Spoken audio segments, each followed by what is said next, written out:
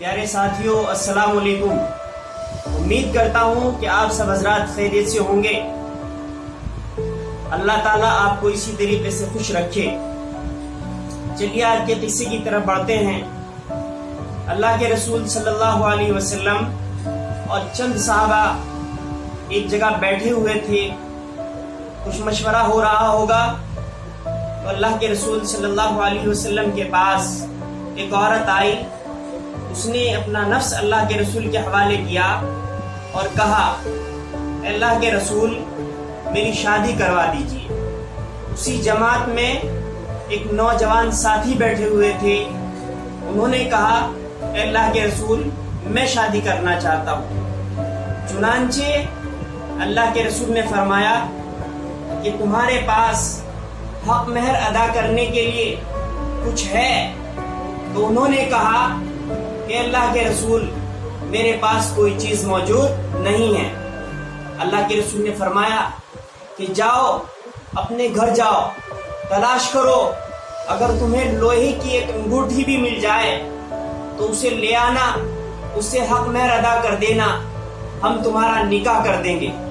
چنانچہ وہ صحابی گئے اور تلاش کرنے کے بعد اللہ کے رسول کے پاس آ کر کے جواب دیا، اے اللہ کے رسول میرے پاس لوہے کی ایک انگوٹھی بھی نہیں ہے، ہاں میرے پاس ایک چادر ہے جس کے میں چاہتا ہوں 2 حصے کر دوں، ایک حصہ اپنے پاس رکھ لوں اور ایک حصے سے مہر ادا کر دوں۔ اللہ کے رسول نے فرمایا کہ نہیں، چادر کے 2 حصے کرنے سے چادر کسی کام کی نہیں رہے گی۔ آپ مجھے یہ بتائیے کہ کیا آپ کو قرآن کریم کی کچھ آیتیں یاد ہیں؟ صحابہ نے جواب دیا، ہاں اللہ کے رسول چند صورتیں مجھے یاد ہیں۔ تو اللہ کے رسول نے فرمایا کہ یہی تمہارا مہر ہے، تم وہ صورتیں اپنی بیوی کو یاد کروا دینا، اس سے تمہارا مہر ادا ہو جائے گا۔ دیکھیے پیارے دوستو، اللہ کے رسول نے نکاح کو کتنا آسان بنایا تھا، اسلام نے نکاح کو کتنا آسان بنا دیا تھا۔ اور آج کے ہمارے اس معاشرے میں، آج کے وقت میں ہم نے نکاح کو اتنا مشکل بنا دیا ہے کہ کروڑوں بچیاں ہماری اپنے گھروں پر بغیر نکاح کے بیٹھی ہوئی ہیں، ان کی عمریں نکلی جا رہی ہیں۔ ایک رپورٹ کے مطابق ہندوستان کے اندر کروڑوں لڑکیاں ایسی ہیں کہ جو شادی کا خرچ ان کے پاس نہ ہونے کی وجہ سے ان کے والدین ان کی شادی نہیں کرا پا رہے ہیں۔ اس واقعے سے مجھے جو بتانا ہے وہ یہ ہے کہ آج کل کے اس وقت میں، اس دور میں، یہ جو وقت چل رہا ہے، ذی الحجہ کا مہینہ چل رہا ہے، اس میں چند لوگ آپ کے پاس آئیں گے اور آ کر کے کہیں گے کہ آپ کے اوپر جو قربانی واجب ہے، آپ کا قربانی کے حصے کا جو پیسہ ہے وہ آپ قربانی نہ کر کے ہمیں اس پیسے کو دے دیجئے۔ فلاں گاؤں میں، فلاں بستی میں، فلاں محلے میں فلاں کی لڑکی بغیر شادی کے بیٹھی ہوئی ہے، ہم اس پیسے سے اس کی شادی کروا دیں گے، اس کی شادی کرانا چاہتے ہیں۔ تو یاد رکھیے، قربانی کے عوض میں نہ مفلسوں کی مدد ہو سکتی ہے، نہ غربا کی مدد ہو سکتی ہے، نہ کسی غریب لڑکی کی شادی کرائی جا سکتی ہے۔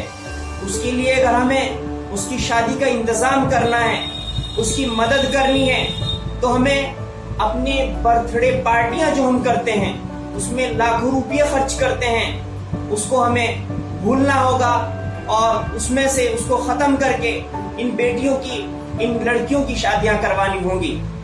اگر ہم ان کی مدد کرنا چاہتے ہیں تو پھر ہمیں اپنے ریاکاری کے جو بہت سے کاموں میں ہم اپنا دھن دولت خرچ کرتے ہیں اس سے ہمیں پرہیز کرنا ہوگا، تبھی ہم اللہ کے قریبی بن سکتے ہیں۔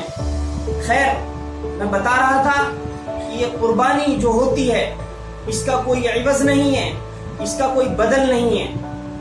اگر ہم کوئی ذبح کریں گے، کوئی قربانی کا جانور قربان کریں گے، تبھی سیدنا حضرت ابراہیم علیہ السلام کی وہ سنت ہم ادا کر پائیں گے، تبھی ہم اپنے صاحب نصاب ہونے کے وقت جو ہماری حیثیت ہو گئی ہے قربانی کرنے کی، تبھی ہم قربانی ادا کر پائیں گے۔ اگر ہم اپنے قربانی کے جانور کو ذبح کریں گے تو یاد رکھیے اس کا کوئی بھی عوض نہیں ہے، کوئی بدل نہیں ہے۔ غریبوں کی شادیوں کی مدد جو ہوگی وہ ایک الگ چیز ہے، اور یہ قربانی جو ہم کریں گے یہ ایک الگ چیز ہے، اس کا کوئی بدل نہیں ہے۔